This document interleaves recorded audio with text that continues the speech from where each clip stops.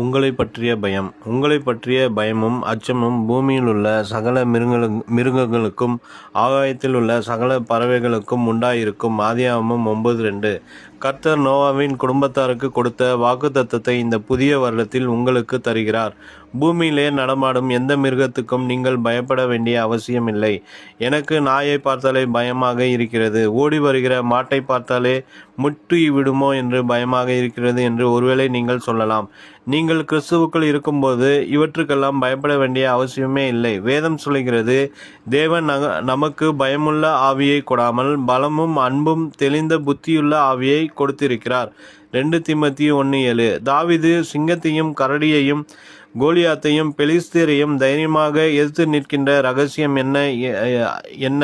அவர் சொல்லுகிறார், நான் கர்த்தரை தேடினேன், அவர் எனக்கு செவி கொடுத்து என்னுடைய எல்லா பயத்துக்கும் என்னை நீங்களாக்கி விட்டார். சங்கீதம் 3:4.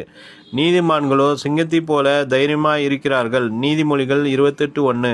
பாம்பு உங்களை பார்த்து சீறுகிறது என்றால் அது தன்னுடைய வீரத்தினால் சீறுகிறதில்லை. நீங்கள் அதை அடித்து விடுவீர்களோ என்ற பயத்தில் தன்னை பாதுகாக்கவே சீறுகிறது. நீங்கள் பயந்து ஓடுவதினால்தான் நாய் உங்களை துரத்துகிறதே தவிர எதிர்த்து நின்று கையில் கல்லை எடுத்தால் அது ஓடிவிடும். பெரிய பெரிய யானைகளை மனிதன் அடிமையாக்கி அவைகளை தனக்கு பணிந்து வேலை செய்யும்படி கட்டளை இடுவதை பார்க்கிறோம்.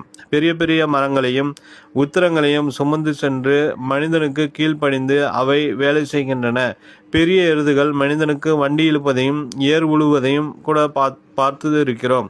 ஒருவன் பரிசுத்த ஆவியால் நிரம்பினாள் என்றால் அந்த வல்லமையை கொண்டு அவனால் மிருகங்களை மட்டுமல்ல அசுத்த ஆவியையும் துரத்த முடியும். சர்ப்பங்களையும் தேள்களையும் மிதிக்கிற வல்லமையை கர்த்தர் கொடுத்திருக்கிறார். கர்த்தர் சொல்லுகிறார், சிங்கத்தின் மேலும் வீரியன் பாம்பின் மேலும் நீ நடந்து சிங்கத்தையும் வலு சர்ப்பத்தையும் மிதித்து போடுவாய். சங்கீதம் 91:13. சாத்தானுக்கு வெற்றியே கிடையாது. கல்வாரி சிலுவையிலே கர்த்தர் அவனை தலையை நசுக்கி முற்றிலுமாய் தோற்கடித்தார். பிசாசின் கிரியைகளை அழிக்கும்படி வெளிப்பட்ட தேவகுமாரன் அவர். 1 யோவான் 3:8. வேதம் சொல்லுகிறது, மரணத்துக்கு அதிகாரியாகிய பிசாசானவனை தமது மரணத்தினாலே அழிக்கும்படிக்கும் ஜீவ காலமெல்லாம் மரண பயத்தினாலே அடிமைத்தனத்திற்குள்ளானவர்கள் யாவரையும் விடுதலை பண்ணும்படிக்கும் அப்படியானார். எபிரேயர் 2:14-15. தேவப்பிள்ளைகளே, இயற்கையாகவே கர்த்தர் உங்களுக்கு கொடுத்திருக்கிற அதிகாரம், வல்லமை, ஆளுகை ஆகியவற்றோடு கூட பரிசுத்த ஆவியின் வல்லமையும் இணைந்து செயல்படும் போது இன்னும் கர்த்தருக்காக மகிமையான காரியங்களை உங்களால் செய்ய முடியும்.